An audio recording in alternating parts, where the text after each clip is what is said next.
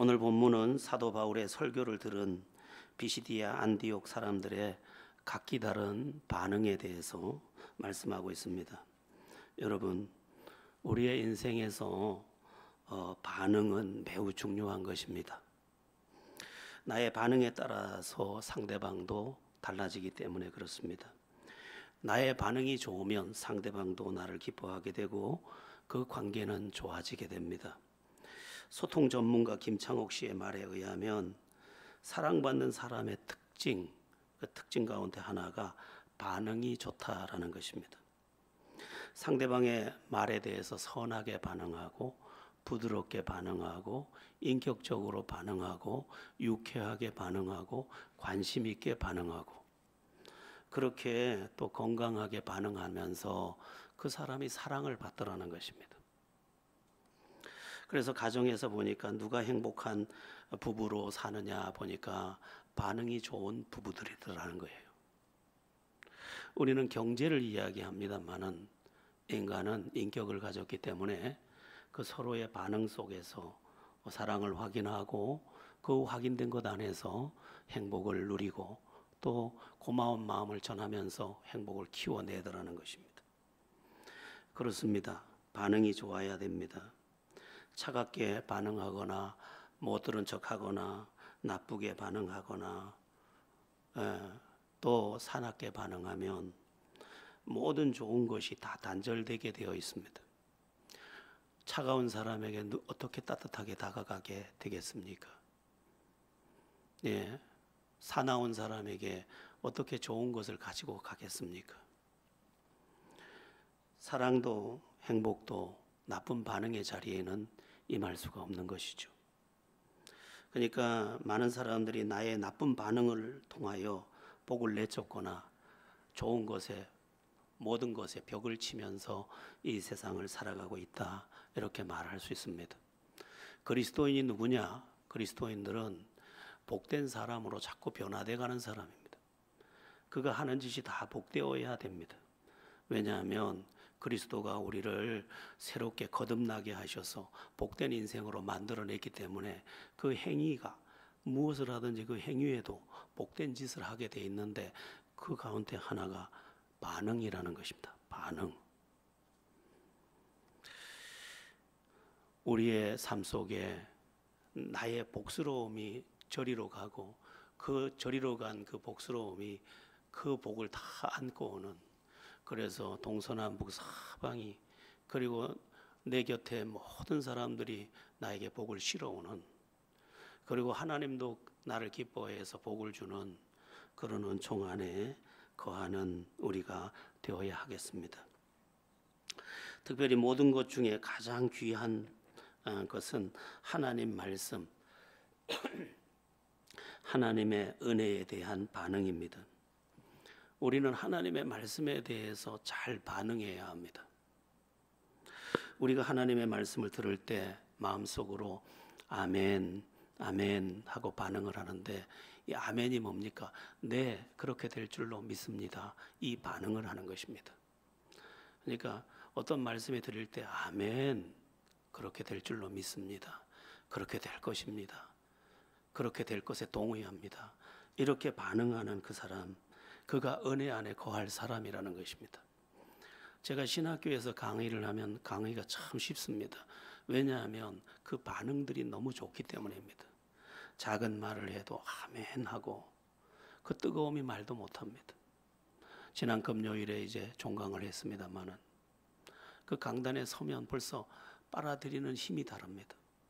그래서 강의를 시작했는데 벌써 은혜를 받았고 벌써 뭔지 모르겠는데, 그래서 제가 이번에는 시험을 내지 않고 노트를 전부 노트 정리한 거를 이제 시험으로 대신하겠다 해서 노트를 받았는데, 그 노트에 전부 제가 지나가면서 한 말까지 다 적어서 빨간 줄을 그어놓고 형광펜을 그어놓고 그렇게 했더라고요. 야, 내가 말도 잘해야겠구나 이런 생각을 하면서 점수를 먹여서 어제 이제 넘겨주었습니다. 여러분, 하나님의 말씀에 대해서도 반응하는 것입니다. 은혜가 올 때도 반응을 하는 것입니다. 조금 전에 찬양할 때 보니까 우리 정몽란 선교사님이 손을 들고 이렇게 찬양을 해요. 이게 좋은 반응입니다. 저도 손을 들고 싶었습니다. 은혜가 내 마음에 깊이 들어왔기 때문에 이게 건강한 반응입니다. 이런 반응의 자리에 또 하나의 은혜가 임하게 되어 있습니다. 우리 제자들 교회 성도들은 반응이 선하고 또 영적인 반응도 아름다워서 은혜가 있는 삶, 하나님이 기름 붓는 은혜가 있는 그런 삶을 다 살아냈으면 좋겠습니다. 이제 본문으로 들어가 보겠습니다. 42절 본문부터 본문을 한 절 한 절씩 살펴보게 될 텐데요. 우리 42절을 한번 합독해 보겠습니다. 그들이 나갈새 사람들이 청하되 다음 안식일에도 이 말씀을 하라 하더라. 아멘. 사도 바울이 설교를 마치고 회당 밖으로 나올 때 사람들이 그 곁으로 달려와서 하는 말입니다. 다음 안식일에도 와서 오늘 한 이 말씀을 다시 들려주세요. 참 좋은 반응입니다. 다시 듣고 싶어 하는 반응. 이것은 한편 은혜 받은 사람의 반응입니다. 내가 은혜를 받았습니다. 그 말씀이 더 궁금해졌습니다. 그 말씀 다시 듣고 싶습니다. 이 마음이 이후에 이들을 변화시키게 될 것입니다. 여러분, 우리에게 하나님이 주신 은혜의 통로가 뭐냐? 말씀입니다. 그래서 하나님의 말씀을 잘 들어야 하는데 그 말씀에 대해 나의 전 존재가 반응할 때 그 반응은 나의 삶을 움직여가게 되어 있습니다. 제가 종신대학원 시절에 이제 학기가 시작될 즈음에는 항상 개강 수련회를 합니다. 신학교이기 때문에 개강 수련회가 대단합니다. 이제 대학원생들이 다 모입니다. 그 당시에 3학년 1, 2, 3학년 전체 합하면 2,000명이 넘습니다. 2,000명이 넘는 이 신대원생들이 이제 그 공간이 마땅치 않으니까 양수리 수양관이나 큰 곳에서 이제 대형 집회를 하는데 참 좋은 분들이 강사로 많이 오십니다.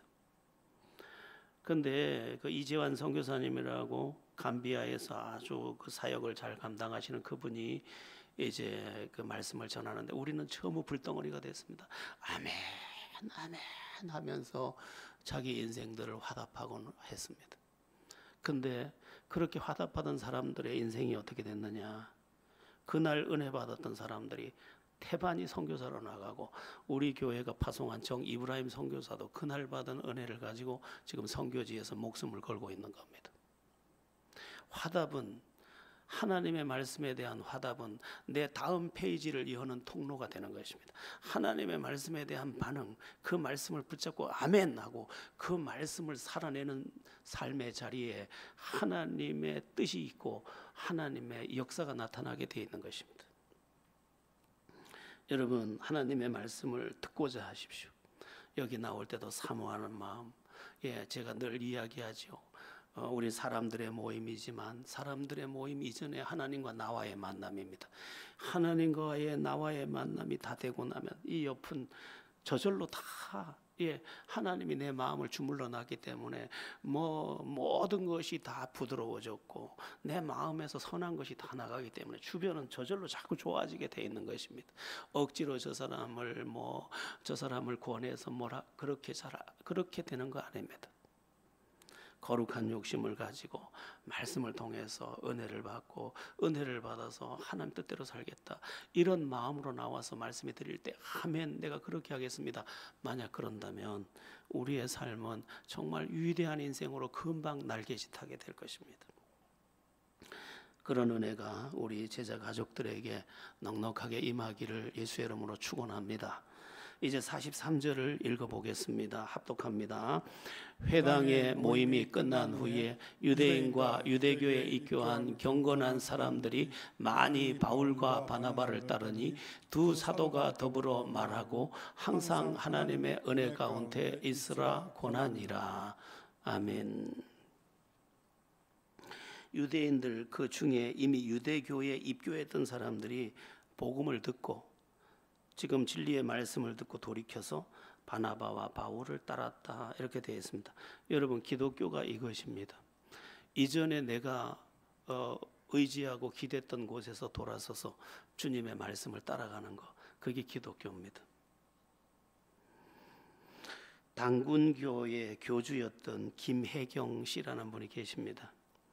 한참 국가적으로도 이제 단군의 후손이라고 그래서 우리 대한민국의 시조를 이제 단군으로 떠받들 그때에 단군교를 세워서 국가의 지원까지 받으면서 전국에 단군상을 세우고 그랬던 사람입니다.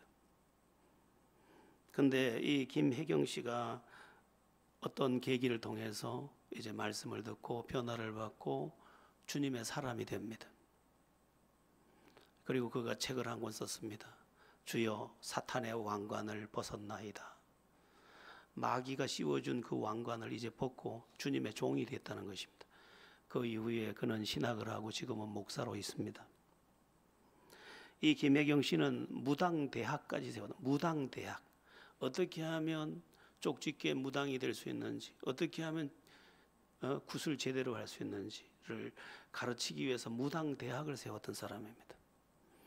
그런데 말씀이 딱 들리는 순간 성령이 같이 임하면서 그를 완전히 다른 곳으로 돌아서게 만들었고, 그래서 단군교를 자기가 교주였는데 단군교를 완전히 해산시켜 버렸습니다. 그리고 자기가 세웠던 단군상을 다 없애버렸습니다. 그리고 지금 주의 종이 되어서 거짓 종교에 빠져 있는 사람들을 건지기 위해서 지금도 자기의 생애를 온전히 주께 드리고 있습니다. 여러분, 우리가 누굽니까? 주님을 발견하고 이제 세상으로부터 돌아선 사람입니다. 그래서 이제 주님의, 내가 욕심하던 것도 있었고 내가 목적한 것들도 있었지만 주님의 말씀이 들리고 주님을 이제 발견하면서 주께로 완전히 돌아서서 주님 뜻대로 살기로 했네, 주님 뜻대로 살기로 했네, 그렇게 된 사람이 크리스찬이라는 것입니다. 이북에서 탈북해서 그 강을 건너고, 어떤 여자분들은 그 중국인에게 팔려가서 그만 성놀이개가 되고, 그러다가 천신만고 끝에 우리나라로 넘어와서 이제 우리나라에 정착한 새터민이 돼서 살아가는데, 그의 그 마음 깊숙한 곳에 분노와 더불어서 하나의 목적이 뭐냐? 오직 돈이라는 거예요. 돈을 벌어서 북한에 있는 형제들도 데리고 오고, 이 온몸에 이 모욕으로 점철되어 있고 이 수치로 가득한 이 인생을 한번 역전시켜 보겠다. 그게 새터민들의 대부분의 목적입니다. 새터민들 대부분의 목적은 돈입니다. 그런데 어느 날 그가 은혜를 받아버린 것입니다. 은혜를 받아버렸어요. 친구의 권유로 간 그 교회에서 말씀이 들리고 은혜를 받고 변화를 받아서 그의 지금 목적이 뭐냐? 저 북한에 있는 저 불쌍한 영혼들을 구원하기 위해서 자기가 다시 그리로 가겠다는 거예요. 죽을지도 모르는데. 여러분, 크리스찬은 돌아선 사람이에요. 예전에 내가 목적하던 것에서 돌아선 사람이에요. 그래야 그가 하나님의 사람이에요.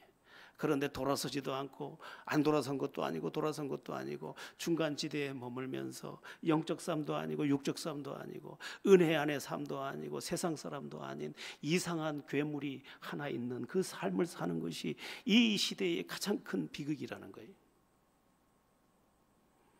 위대한 엘리야 선지자가 말했습니다.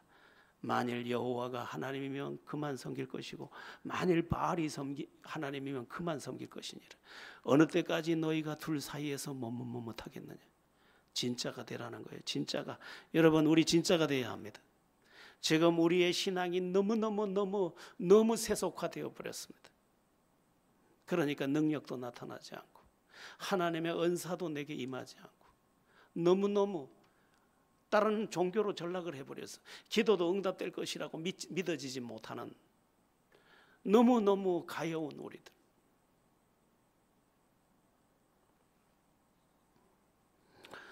우리 모두 여기 유대교에 입교했던 사람들이지만 말씀을 듣고 돌아서서 하나님의 사람이 됐던 것, 이것을 잘 기억해야 합니다.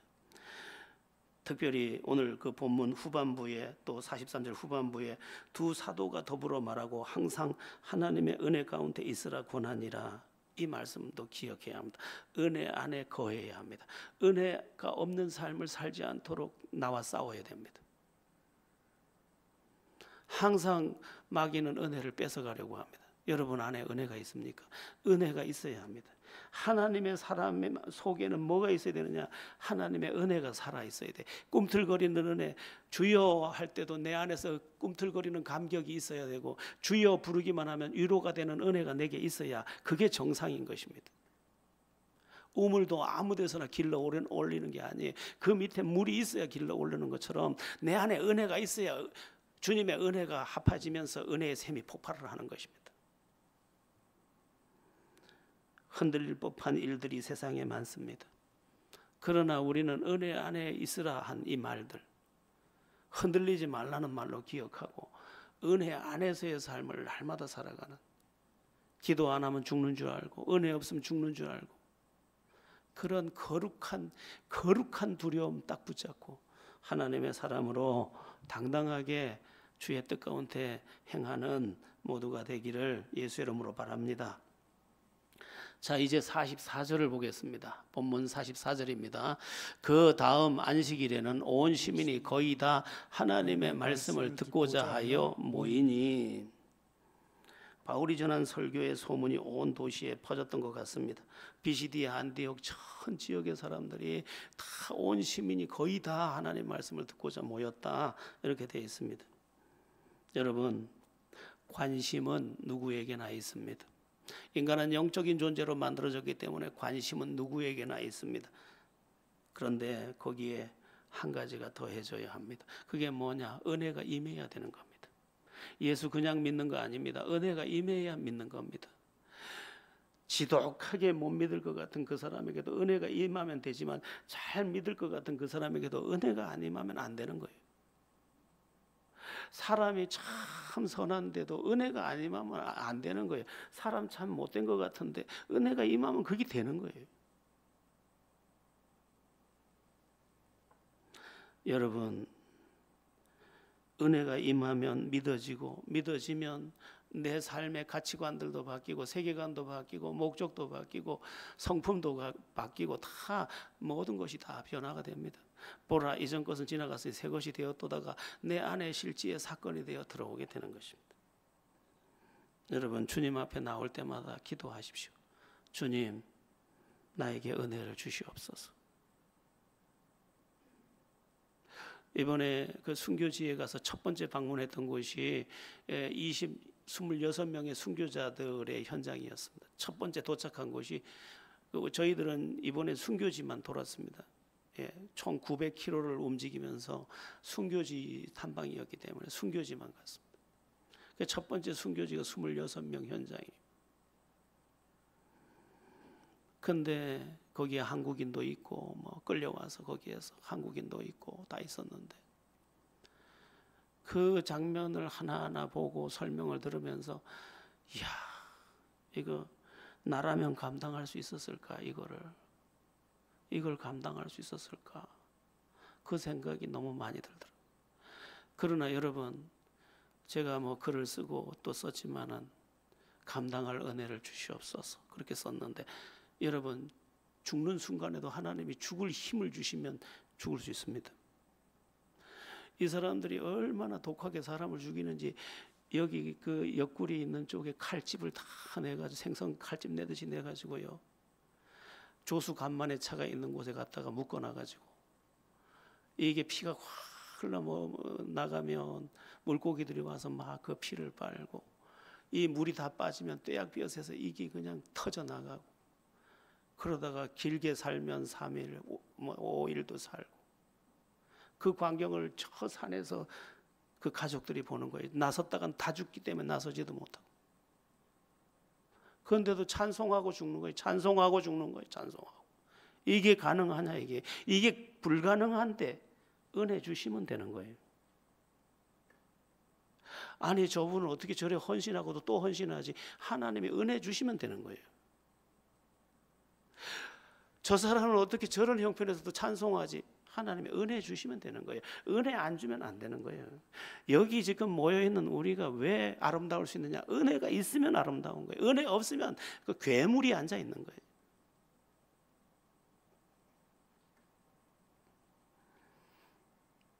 우리에게 하나님께서 은혜를 주셔서 시대를 감당하고 모든 어려움을 감당하고 또한 주께서 맡기신 사명까지 감당하는 그런 은혜가 있기를 예수의 이름으로 바랍니다.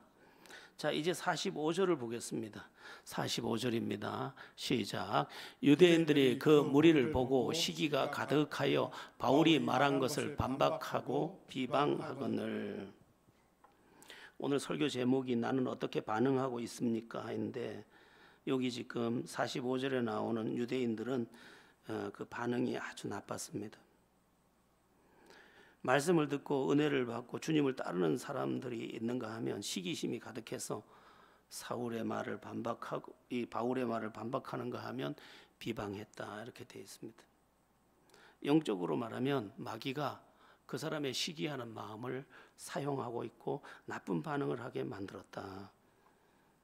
여러분, 시기하지 마세요. 시기하지 마. 저 사람이 잘 됐을 때도 시기하지 마세요.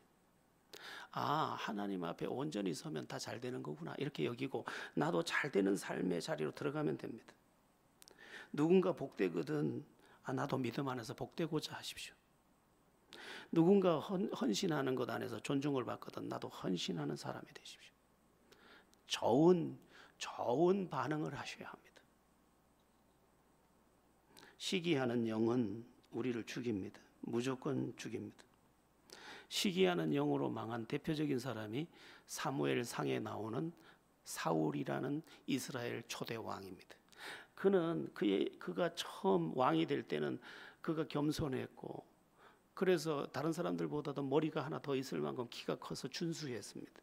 인물도 잘났고 키도 크고 왕도 됐으니 그에게 부족한 게 뭐가 있겠습니까? 그런데 다윗이라는 존재가 나타나서 다윗이 사람들의 박수를 받자 그만 시기심이 들어가지고 그 시기심에 빠져서 평생을 다윗 죽이려는 것에만 온 힘을 닿습니다.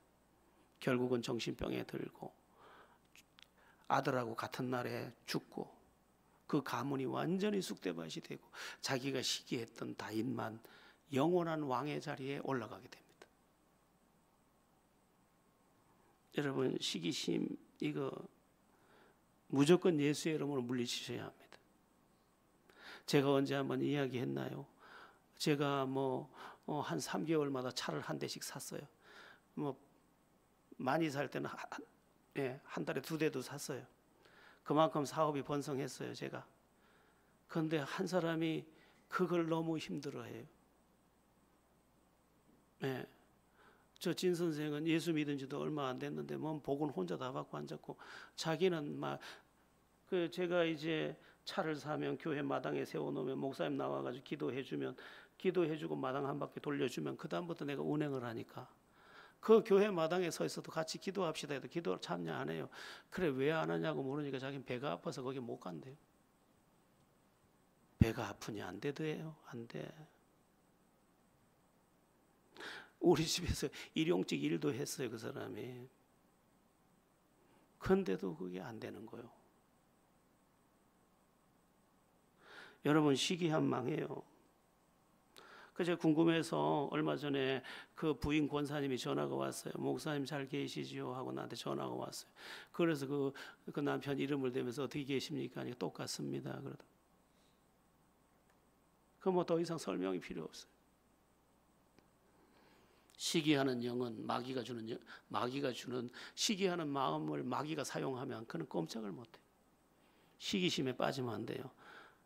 우리 한번 따라해 보겠습니다. 축복하노라. 항상 그렇게 사시기 바랍니다.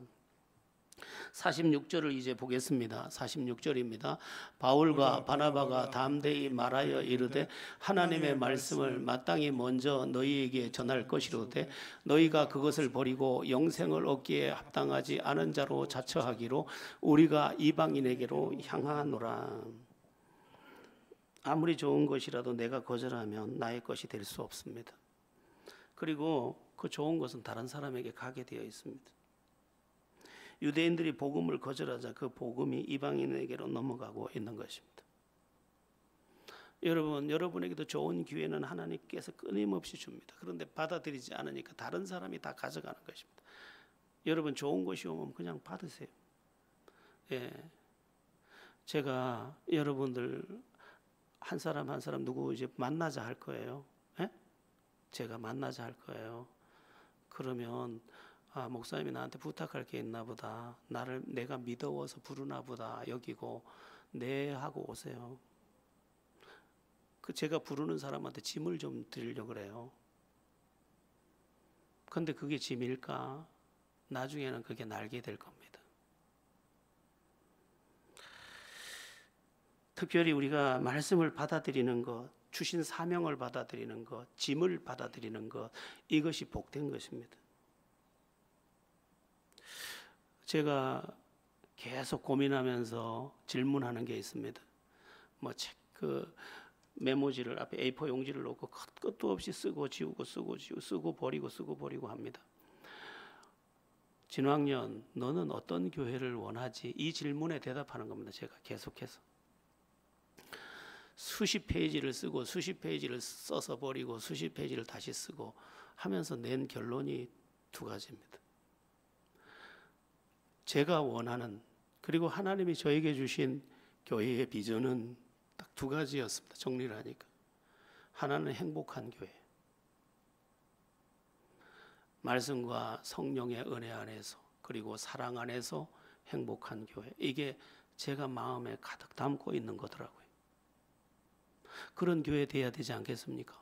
교회가 행복해야지. 교회가 심각하면 안 되잖아요. 교회가 행복해야지. 진리 안에서, 성령 안에서, 사랑 안에서 행복해야 돼요. 그게 제 마음에 가득했어요. 그래서 제가 그걸 수십 번 썼어요. 두 번째는 쓰임받는 교회예요. 제자들 교회가 이 세상을 향하여 쓰임받았으면 좋겠다. 그것이 구제든 그것이 선교든 쓰임받는 교회가 돼야 한다. 그런데 제 비중은 선교에 좀 더 많이 있었습니다. 쓰임받는 교회. 하나의 기둥은 행복한 교회, 다른 하나의 기둥은 쓰임받는 교회. 그럼 이 교회를 어떻게 세워갈 것인가? 이것에 대한 또 질문을 하면서 기도하고 있는 겁니다. 이 두 교회를 꼭 이루어서 주님 앞에 올려드리고 싶습니다. 제가 이런 교회를 너무 많이 찾다 보니까 충남 당진에 있는 어떤 교회가 제 눈에 들어왔습니다. 이 교회는 시골로 많이 들어갑니다. 걸어서 들어가는 길, 차를 세워놓고 걸어서 들어가는 길이 10분 이상 걸어가야 돼요. 그리고 전 좌석이 100명 앉기도 바빠요. 그런데 그 교회는 뭘 하느냐? 많은 사람들이 와서 마음껏, 그러니까 다른 사람 신경 하나도 안 쓰고 주님만 예배하고 그 가족들끼리 흩어져서 소풍 오듯이 그곳에서 교제하고, 그리고 교회에서 나온 광고가 있어서 자발적으로 헌신할 사람들은 헌신하면서 그 지역을 섬겨내는, 저 멀리 있는 지역을 그 헌신한 걸 가지고 섬겨내는 거예요. 제가 그래 전화번호를 받았어요. 한번 가보려고요. 여러분, 주님이 우리에게 뭘 원하는지 말씀하실 때 받아들여서 그 받아들인 것을 살아낼 때 우리는 하나님의 뜻을 살아내게 되고 위대한 인생의 자리에 서게 될 것입니다. 여러분, 남이 복 받는 거 남이 다 가져가게 두지 말시고 나에게 주세요. 그 사명 나에게 주세요. 그 은사 나에게 주세요. 그 헌신할 짐 나에게 주세요. 그래서 그걸 짊어지고 하나님의 뜻을 이루어가는, 그래서 나중에 보니까 그 사람이 쓰임받고 나중에 보니까 그 사람이 복받고 이렇게 되지 않고, 그도 복을 받아야 되겠지만 내가 쓰임받고 내가 복받아서 내가 나누고. 참 위대한 분 계시대요. 평생 사업해서 번 돈 전체를 카이스트에 다 515억인가를 기부하고, 돈은 대물림하는 것이 아니다, 돈을 대물림하면 자식 망가뜨린다 해서 전부 기부하고 깨끗하게 떠나는 한 분의 기사도 봤습니다. 멋진 인생들 많구나. 여러분, 우리도 주님의 일에 쓰임받는, 그리고 제가 담임 목사로 여기 있으니까 여러분 같은 마음을 먹어주십시오. 제자들 교회는 행복한 교회여야 돼. 말씀과 성령 안에서, 그리고 사랑 안에서. 우리 다 가엾잖아요. 한 사람 한 사람 얼마나 가여워요. 아까 예배하러 들어오다 보니까 우리 진우가 자기 할머니 조정미 권사님 손을 계속 이렇게 쓰다듬고 만지더라고요. 그러니까 조정미 권사를 흐뭇해가지고 손을 내지고 하하하 이러고 계시더라고요. 이게 행복이에요. 예. 우리 서로 쓰다듬고 우리 서로 사랑 안에서, 진리 안에서, 성령 안에서 그런 하모니를 이루면서 행복한 교회를 여기 이루고, 행복하다 보니까 사명이 나를 붙들고 그 사명을 따라서 우리를 들이다 보니까 쓰임도 받고, 행복과 쓰임이 우리의 두 레일처럼 우리를 움직여가면서 하나님께 영광 돌리고, 내 인생도 여기 머물다 가노라가 아니라 여기 와서 이렇게 주의 뜻 가운데 살다가 주의 뜻 가운데 가노라, 이렇게 돼야 되지 않겠습니까? 그런 은혜가 제자들 교회 가운데 있어지게 되기를 예수 이름으로 바랍니다. 이제 47절에서 49절을 한번, 47절에서 49절입니다. 합독해 보겠습니다. 주께서 이같이 우리에게 명하시되 내가 너희 이방의 빛으로 삼아 너로 땅끝까지 구원하게 하리라 하셨느니라 하니, 이방인들이 듣고 기뻐하여 하나님의 말씀을 찬송하며 영생을 주시기로 작정된 자는 다 믿더라. 주의 말씀이 그 지방에 두루 퍼지니라. 유대인들이 거절한 복음이 이방인의 큰 기쁨이 됐습니다. 내가 거절한 것이 다른 이에게 이토록 놀라운 복이 되는 거죠. 앞에 말씀드린 대로 복음의 말씀을 받아들이십시오. 사명도 받아들이십시오. 주께서 지우는 짐이 있으면 아멘, 제가 지겠습니다. 그렇게 짊어지십시오.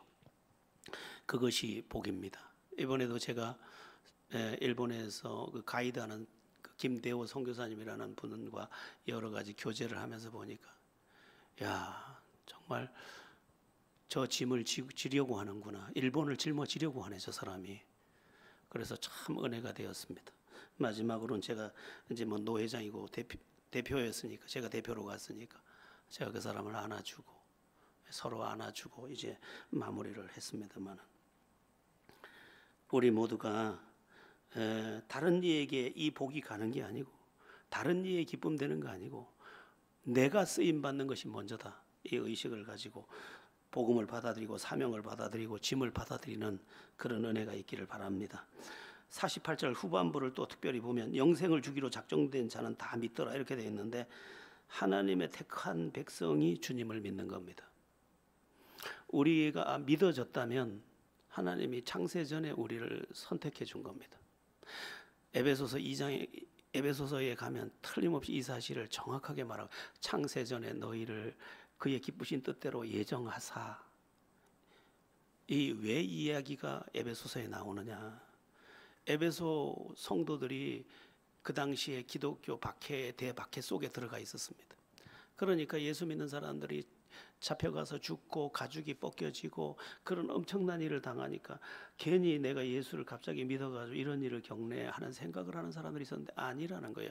하나님은 너희가 이 세상에 오기도 전에, 이 세상이 만들어지기도 전에, 창세전에 너희를 이미 보고 있었고, 그 창세전에 본 그 너를 오늘 믿게 했고, 믿어서 그 뜻을 너에게 이루어가고 있는 것이라고 말하는 것입니다. 네가 지금 어려움을 겪고 있어도 그것까지도 주님이 보고 계시고, 그것을 통해서 합력해서 선을 이루실 것이다, 그 사실을 말해주고 있었던 것입니다. 여러분, 우연히 주의 말씀을 듣게 된 것이 아닙니다. 하나님의 계획이 있었고, 그 인도하심이 있었고, 그래서 그 계획과 인도하심 안에서 어떤 전도자를 만난 것이고, 또 교회로 발걸음을 인도함을 받게 된 것이고, 또 이웃집에서도 그런 좋은 영향을 끼치는 사람이 내 곁에 있었던 겁니다. 제가 처음 예수를 믿을 때 제 곁에 그런 분들이 많았습니다. 이상하죠? 네, 앞집에는 목공소였는데 그 네 분의 믿음이 참 남달랐습니다. 그리고 밑에 집은 교사였는데 그 집은 날마다 예배하는 집이고 성경 공부하는 집이에요. 그리고 그건 제가 자주 가는 양복점은 새벽 기도를 하루도 빠지지 않는 사람들, 그런 사람들이 주변에 이렇게 진쳐 있었습니다. 그리고 하루 8시간 기도하는 사람도 만났고, 예, 그러면서 내가 그들의 영향을 그냥 고스란히 받게 됐던 겁니다. 여러분, 우연일까요? 절대로 하나님에게는 우연이라는 말이 없습니다. 그의 기쁘신 뜻대로 예정하사. 여러분, 천지를 창조하신 순서도 보면 먹이 사슬을 정확하게 지킵니다. 여러분, 땅부터 안 만들고 생명부터 만들면 어떻게 됩니까? 태양부터 만들지 않고 산천을 만들면 어떻게 됩니까? 순서를 다 정확하게 하십니다. 하나님께서 나를 향한 계획을 가지고 그 기쁘신 뜻대로 예정하셔서 나를 찾아오셨고, 지금의 나의 이 지금 현실도 지금 주님이 나를 인도해 가고 있는 것입니다. 그리고 나를 만들어 가고 있는 것입니다. 내 안에 있는 쓴뿌리를 지금 다 캐내고 계신 것입니다.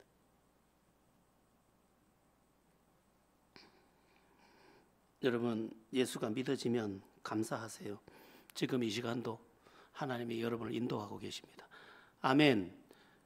여러분, 어려움들은 당연한 거예요. 어떤 시인이 그렇게 말했죠.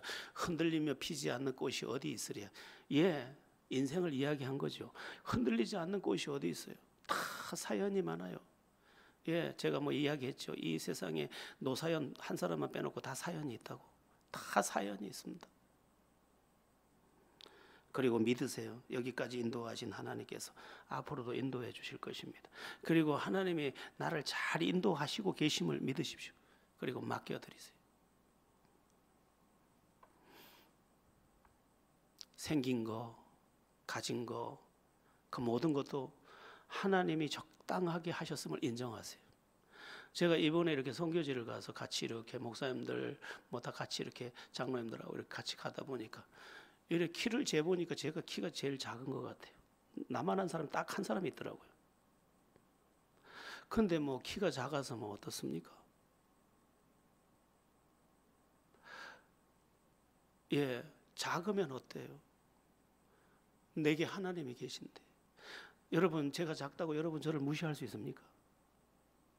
내가 하나님의 사람으로 위대한 인생을 꿈꾸고 있는 동안은 누구도 나를 무시할 수 없어요. 내가 하나님의 사람으로 당당하기만 하면 누구도 나를 비웃을 수 없어요. 건강한 자아를 가지고 하나님이 나를 만드실 때, 저희 엄마 이름이 최오키예요. 오키. 우리 집은 다 큰데 저희 엄마 오키가 키가 작아요. 그 엄마를 유일하게 닮은 사람이 나예요. 그런데 하나님께서 그를 통해서 나를 보내기로 정하셔서 보내셔가지고 그의 성격과 그의 기질까지 나한테 담아주신 게 하나님의 실수일까요? 난 그렇게 생각하지 않아요. 날이 갈수록 나는 작은 내가 좋고 부족한 내가 좋아요. 왜? 하나님의 큰 뜻을 부족한 사람이 감당할 때 더 아름다울 수 있기 때문이에요. 여러분, 건강한 자아를 가져야 합니다. 아무도 문제가 안 돼요.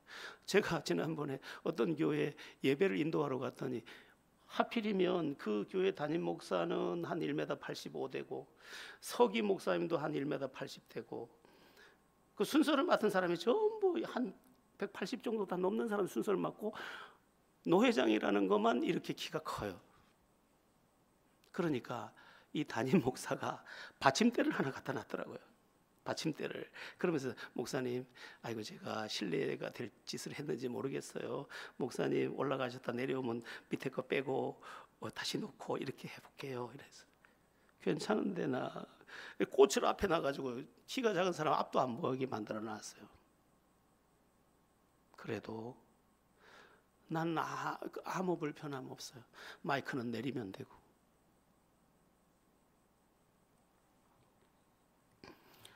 여기 지금 창세전에 하나님이 영생을 주시기로 작정된 자는 다 믿더라 그랬는데 하나님의 뜻 안에서 내가 이런 거예요. 어떤 것도 억울해하지 마세요. 어떤 것도 하나님이 실수한 거 없어요. 우리의 마음만 내가 부족해도 내 마음만 하나님을 향해 열려서 찬양하고 그분의 오르심을 인정하고 그분의 뜻대로 살기를 오늘 결심하는 순간 나의 부족함은 아름다움이 되는 거예요.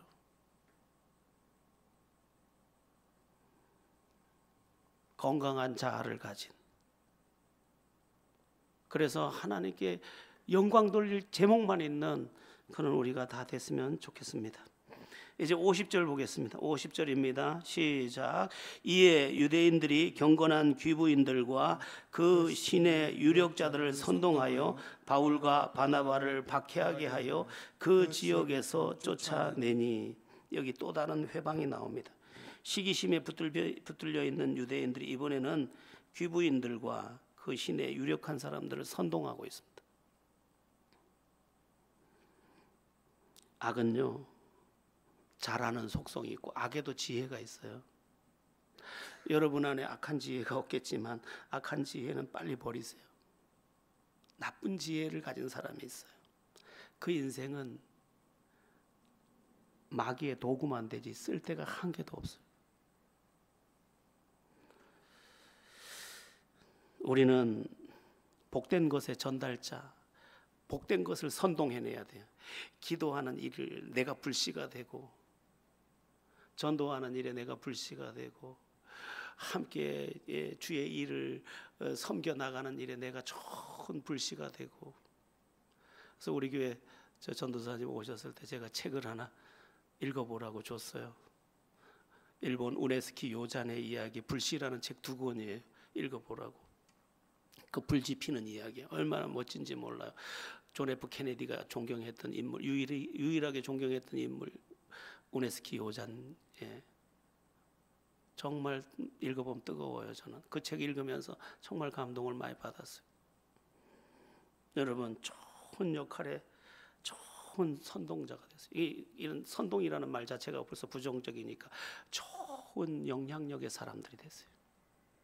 나 때문에 저 사람이 평화롭고, 나 때문에 저 사람이 삶의 의욕을 가지고, 나 때문에 저 사람이 기도하기 시작하고, 나 때문에 저 사람이 교회의 모든 일에 온전히 헌신하게 되고, 이런 일들이 나로 인해서 자꾸 일어나야 돼요. 나쁜 것이 나로 인해 일어나면 안 돼요. 여러분 모두가 좋은 영향력의 사람들 다 되기를 축원합니다. 오늘 마지막 말씀 51절에서 52절입니다. 우리 합독해 보겠습니다. 두 사람이 그들을 향하여 발에 티끌을 떨어버리고 이곤이온으로 가거늘 제자들은 기쁨과 성령이 충만하니라. 마지막으로 드리고 싶은 말씀은 기쁨을 빼앗기지 말라는 거예요. 여기 지금 그 유대인들의 선동으로 인해서 지금 박해를 받고 이 비시디아 안디옥에서 지금 쫓겨나고 있잖아요. 그런데 기쁨과 성령이 충만했대요.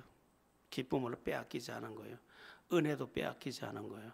여러분, 잘못하면 기쁨 뺏겨요. 잘못하면 은혜 뺏겨요. 얼마나 우리의 기쁨을 뺏어갈 일이 많은지 몰라요. 그리고 우리의 은혜를 뺏어갈 일이 얼마나 많은지 몰라요. 화 한 번 내고 나면 은혜가 싹 빠져나가 버려요.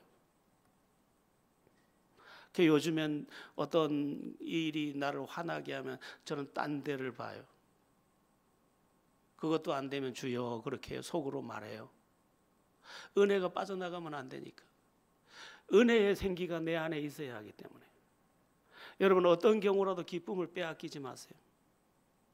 바울은 감옥에 갇혀서도 항상 기뻐하라, 내가 다시 말하노니 기뻐하라고 분명히 외쳤습니다. 기쁨을 빼앗기지 않으려고 했어요. 그리고 그는 성령의 충만함을 놓치지 않으려고 했어요. 그래서 그의 평생이 그렇게 위대한 인생이 될 수 있었던 것입니다. 여러분은 예수 믿는 기쁨이 아직 있습니까? 기쁨이 지금 있어야 됩니다. 내게 강 같은 평화, 그 다음에 내게 강 같은 기쁨이 있어야 합니다. 기쁨. 여기에서 솟구치는, 현실은 어렵지만 왠지 모를 은혜의 기쁨이 나를 솟구쳐 주는 거예요. 그 다음에 성령이 충만하니까 그 은혜 안에서 내가 또 모든 것을 감당할 수 있다는 믿음을 내가 가지고 그 일을 담대하게 맞부딪혀 갈 수 있는 것입니다. 오늘은 나는 어떻게 반응하고 있습니까? 라는 말씀으로 은혜를 나눴습니다. 전체의 내용들을 다시 정리할 필요는 없을 것 같아요. 나는 모든 일에 대해서 어떻게 반응하고 있는지 보세요. 억울함에 대해서도 얼마든지 선한 반응할 수 있어요. 그 순교지에 가니까 어떤 5살짜리인가 6살짜리를 고문을 하고 죽이는데 손가락을 다 10개를 다 자르는 거예요. 그래가지고 물속에 집어넣었다 뺐다 해서 피가 이렇게 피어나가야 한 거예요. 그런데 얘가 자기 아버지인가 그 지도자인가를 향해서 이렇게 말해요. 하늘에서 장미꽃이 피어나요. 피가 이렇게 물결이 돼서 나와요. 그 어린애가 그렇게 하늘에서 장미꽃이 내려와요. 이러더라고요. 은혜가 있으면 다 감당돼요. 은혜 없으면 사나워져요. 성령 안에서 기뻐하시고 성령 안에서 하나님의 사람으로 다시 온전히 서는 우리 제자 가족들 다 되기를 예수 그리스도의 이름으로 축원합니다.